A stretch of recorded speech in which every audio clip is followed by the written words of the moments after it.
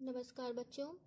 आज हम लोग क्लास 11th में एक नया टॉपिक शुरू करेंगे जिसका नाम है जीवधारियों का वर्गीकरण, बायोलॉजिकल क्लासिफिकेशन। अब वर्गीकरण क्या होता है? देखिए, विश्व में जो मिलने वाले जीव होते हैं उनकी संख्या ही नहीं, आकृति, आकार, भार, आमाप सभी में बहुत ज़्यादा विभिन्नता देखने को मिलती है, विविधता देखने को मिलती है। तो सामान्य रूप से उनकी जो पहचान है, उनका जो याद करना जो होता है वो संभव नहीं होता है। अतः अध्ययन व सुविधा के लिए कुछ लक्षणों पर आधारित संवर्गों व समूहों में जीवों को वर्गीकृत करते हैं। इन्हीं समूहों या संवर्गों को हम टैक्सा कहते हैं। यानी कि वर्गीकरण किस लिए करते हैं? सुविधाजनक रूप से हम जीवों का अध्ययन कर सकें। ठीक है, तो इनके लक्षणों के आधार पे इनको अलग अलग समूहों में बांटा गया है। इन्हीं समूहों को हम टैक्सा कहते हैं। तो ये हमारा जीवधारियों का वर्गीकरण का उदाहरण है, इसका डिफिनीशन है कि जीवों का सुविधाजनक रूप से अध्ययन करने के लिए उनका कुछ लक्षणों के आधार पर विभाजन करते हैं, संवर्गों में बांटते हैं, समूहों में बांटते हैं। इन्हीं समूहों को हम टैक्सा कहते हैं। दूसरा हेडिंग है वर्गीकरण के लाभ।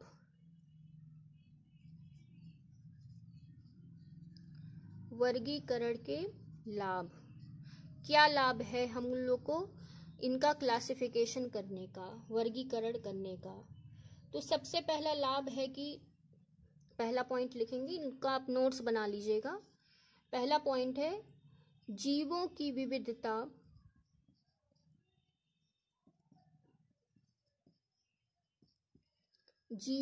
विविधता के बारे में बताता है। यानी कि अगर हम जीवों को समूहों में बांटते हैं तो उन समूहों द्वारा हम किसी भी जीव की विविधता के बारे में जान सकते हैं। दूसरा पॉइंट है जीवों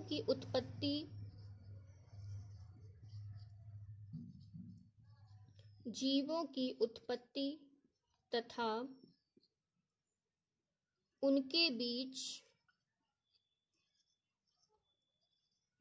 परस्पर संबंध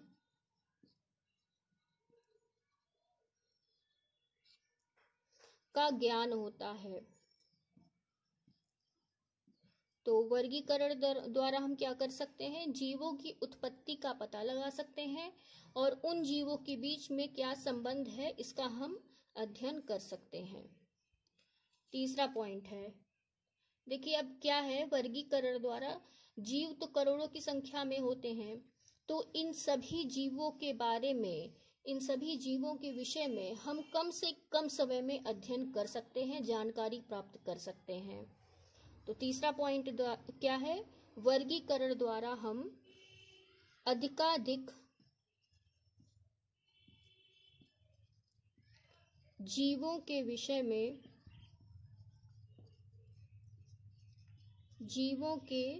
विषय में जानकारी प्राप्त कर सकते हैं।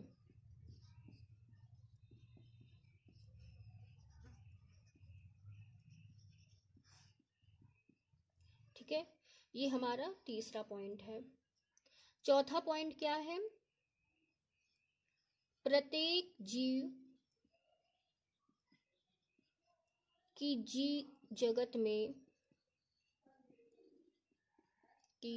जीव जगत में स्थिति का पता लगा सकते हैं। स्थिति का पता लगा सकते हैं। ठीक है, ये हमारा चौथा पॉइंट हो गया कि वर्गीकरण द्वारा हम क्या कर सकते हैं? जीव जगत में किसी भी जीव का हम लोग पता लगा सकते हैं आसानी रूप से। ये हमारा चौथा पॉइंट हुआ। अब इसके बाद हमारा है पांचवा पॉइंट, ये आप नोट्स के रूप में इसको लिख लीजिएगा। हमारा 5वां पॉइंट है कि जीवों के विकास क्रम एवं उनके प्रमाण का भी पता हम लगा सकते हैं। 5वां पॉइंट है जीवों के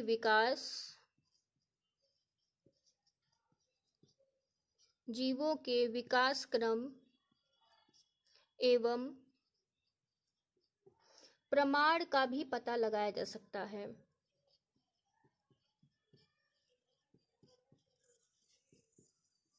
पता लगाया जा सकता है।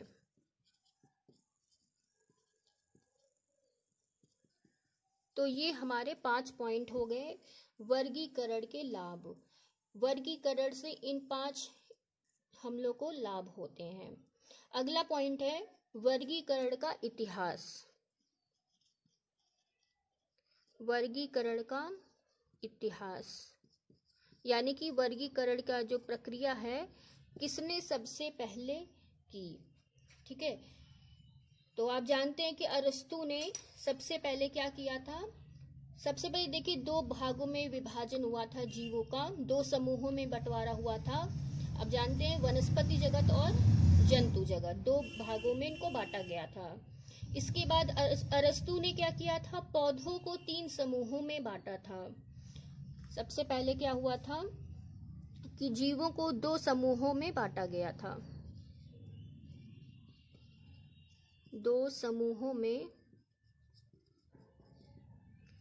बांटा गया, जीवों को 2 समूहों में बांटा गया।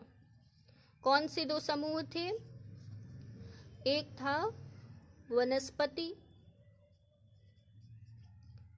और दूसरा था जंतु। ठीक है, तो पहले 2 समूहों में बांटा गया।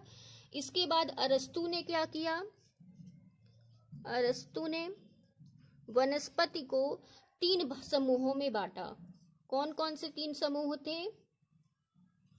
पहला था शाक, जिसको इंग्लिश में हम लोग कहते हैं हर्ब्स। दूसरा क्या होता है, झाड़ी या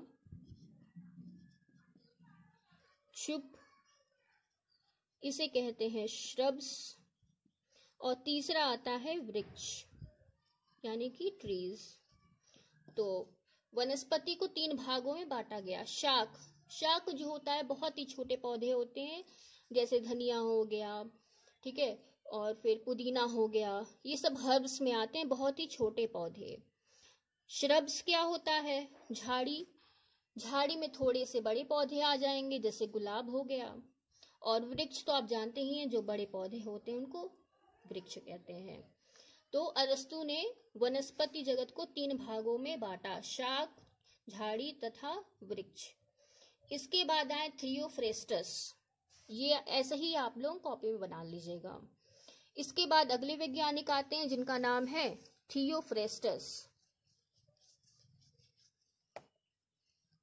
इनका नाम था थियोफ्रेस्टस,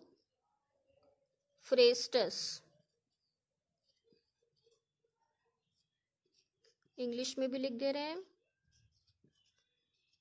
थियोफ्रेस्टस।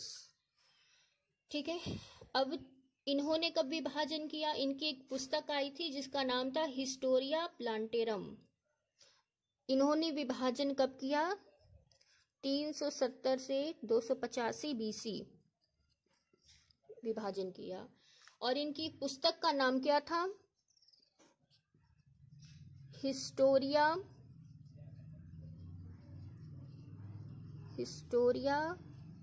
प्लांटेरम या प्लांटेरम,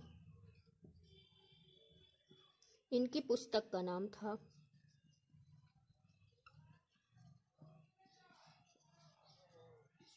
ठीक है, इनकी पुस्तक का नाम था हिस्टोरिया प्लांटेरम। अब हिस्टोरिया प्लांटेरम में इन्होंने क्या किया था, लगभग 480 प्रकार के पेड़ पौधों का 480 प्रकार के पौधों का वर्गीकरण किया था।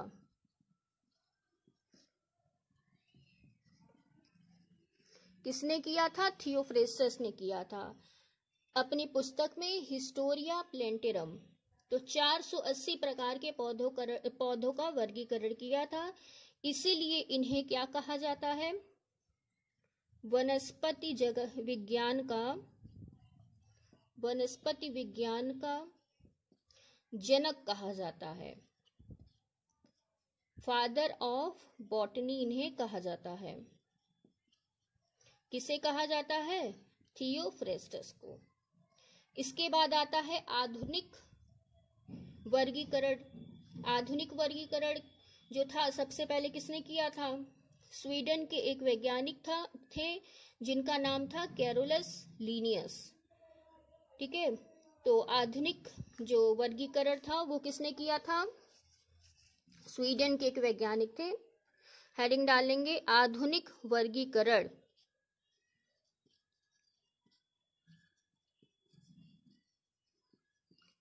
तो किसने किया था? ये कैरोलस लीनियस ने किया था।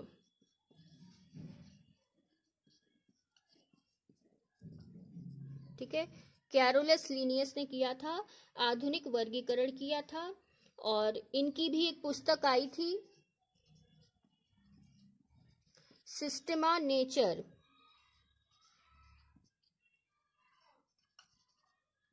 सिस्टमा नेचर नामक इनकी एक पुस्तक आई थी। ठीक है, तो इसी पुस्तक में इन्होंने जीवों के नाम और उनके आधुनिक वर्गीकरण प्रणाली की व्याख्या की थी। कैरोलस लीनियस ने अपनी पुस्तक सिस्टमा नेचर में जीवों के नाम तथा आधुनिक प्रणाली वर्गीकरण प्रणाली की व्याख्या की थी।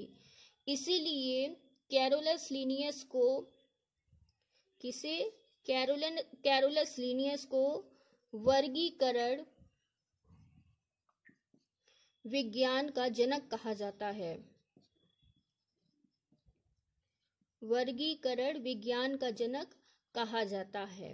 किसे कहा जाता है? कैरोलस लीनियस को। ठीक है, इंग्लिश में इनको क्या बोलेंगे? Father of taxonomy.